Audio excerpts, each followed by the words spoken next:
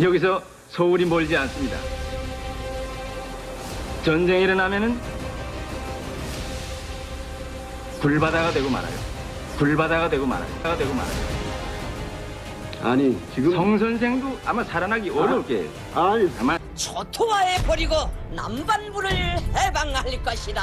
국의 늑다리 미치광이를 반드시 불로 다스릴 것이다.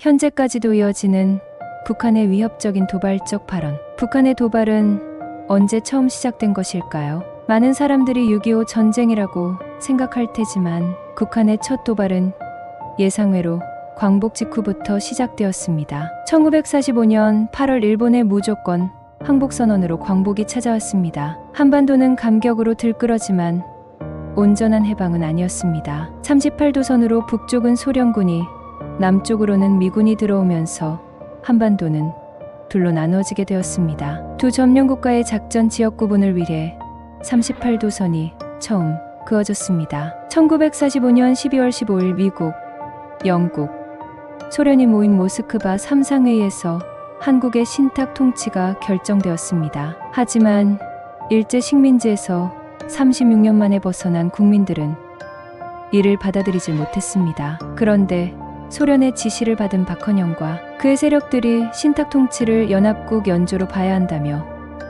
갑자기 찬탁을 주장했습니다. 이때부터 좌익 세력은 찬탁을, 우익 세력은 반탁을 주장하며 국론은 좌우로 분열되었습니다. 이런 상황에서 남한 경제는 뜻밖의 혼란을 겪게 됩니다. 1946년 5월 미군정은 놀라운 사건을 발표했습니다. 바로 정판사 위조 집회 사건입니다. 당시 정판사는 공산당의 기관지를 찍어내던 인쇄소였습니다. 이곳에서 송원필 등 공산당원 7명이 몰래 위조 지폐를 찍어 시중에 유통시켰습니다. 그 돈은 공산당원 활동자금으로 쓰여졌는데 발행한 돈은 당시 돈으로 1200만 원, 당시 신문기자의 월급이 600원인데 1200만 원은 1700년치의 돈이었습니다. 남한 경제의 위험을 빠뜨리기 위해 거액의 위조 지폐를 유통시켰습니다. 이 사건으로 미군정은 정판사에서 발행하던 공산당 기관지를 폐간시키고 공산당의 불법 활동을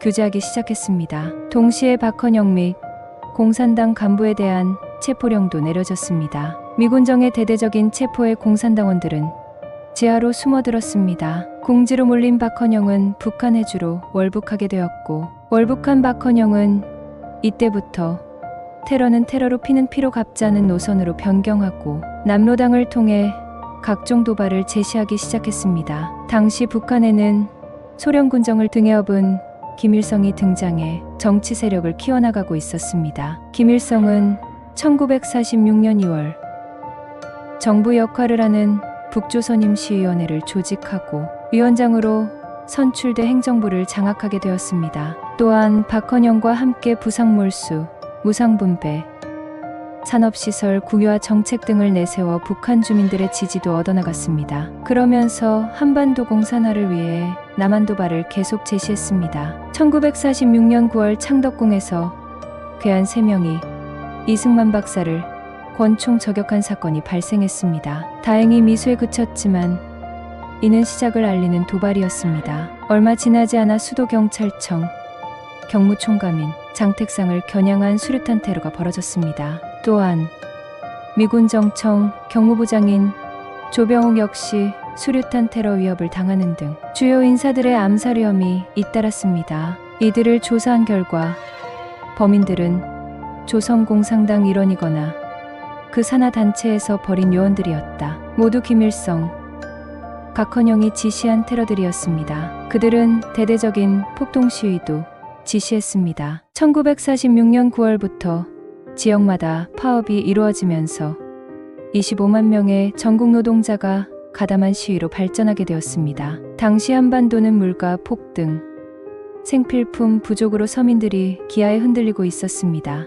이를 해결하기 위해 미군정이 쌀 배급을 실시하였지만 컵없이 부족한 양으로 민심은 갈수록 흉흉해지고 있었습니다. 그런데 도발을 노리던 공산당에게는 절호의 기회가 되었습니다. 공산당원들은 쌀배급을 늘려달라는 등 구호를 외치며 노동자들의 파업을 유도해 나갔습니다. 공산당에 시작된 파업 조짐이 발생한 곳은 다름 아닌 대구였습니다. 1946년 10월 1일 쌀배급을 늘려달라는 대구 시위대가 경찰과 충돌을 빚으면서 무력 사태로 이어졌습니다. 시위는 순식간에 경상도, 전라도 일대까지 확산하게 되었습니다. 하지만 군경의 진압으로 공산당원 7,000명이 체포되었고 1,500명이 구속되었습니다. 도발을 일으킨 공산 세력도 적지 않은 타격을 입었습니다. 사회 혼란이 가중되던 1947년 11월 유엔군 한국임시위원단이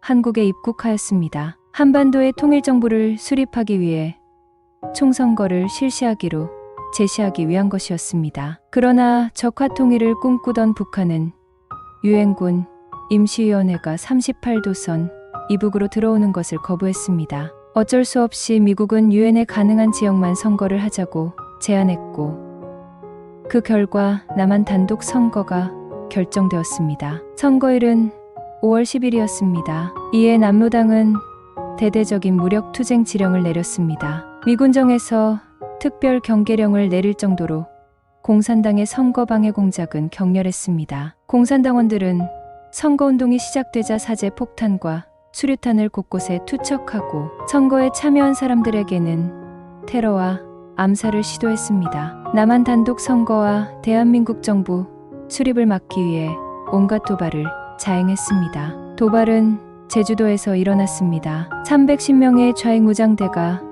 제주 경찰서를 공격한 것인데 이른바 제주 4.3 사건입니다. 공격의 명분은 분단을 의미하는 남한의 단독 선거 반대였습니다. 미군정은 곧바로 섬을 봉쇄하고 국방경비대와 경찰 1,700명을 동원해 진압작전을 펼쳤습니다. 다음해 봄까지 계속된 진압 과정에서 무고한 제주 양민들까지 희생당하는 비극이 일어났습니다. 그러나 그해 10월 여수에서 공산 세력을 중심으로 한 또 다른 사건이 발생합니다. 여수에 주둔하던 여수 14연대 좌익계 군인들이 반란을 일으킨 것입니다. 이들은 제주도 무장대를 진압하라는 출동명령을 거부하고 공산군에 협조하라는 구호를 외치면서 반란을 선동했습니다. 반란의 불길은 순천까지 번졌고 여수와 순천은 계엄령이 선포되었습니다. 진압을 위해 남한 병력 4분의 1이 동원돼 10일 동안 대치했습니다. 결국 관란군과 좌익 세력들은 검거됐지만 공산 세력의 도발은 수많은 사회 혼란을 낳고 말았습니다. 1948년 5월 10일 공산당의 온갖 방해 공작에도 불구하고 남한에서는 역사적인 총선거가 실시되었습니다. 건국 최초로 실시되는 첫 선거였습니다. 그 결과 198명의 국회의원이 뽑혔습니다. 그리고 국회의원들의 선거를 통해 초대 국회의장이었던 이승만 대통령으로 선출되게 됩니다. 광복 후 3년 만인 1948년 8월 15일 38선 이남에 대한민국 정부가 새롭게 탄생했습니다. 그러자 22일 후 북한에서는 정권을 장악한 김일성이 기다렸다는 듯이 조선민주주의 인민공화국을 수립을 선포했습니다. 한반도에는 대한민국과 조선민주주의 인민공화국으로 두 개의 정부가 들어서며 분단의 역사가 시작됩니다. 영상이 유익하셨다면 구독과 좋아요 한 번씩 부탁드립니다.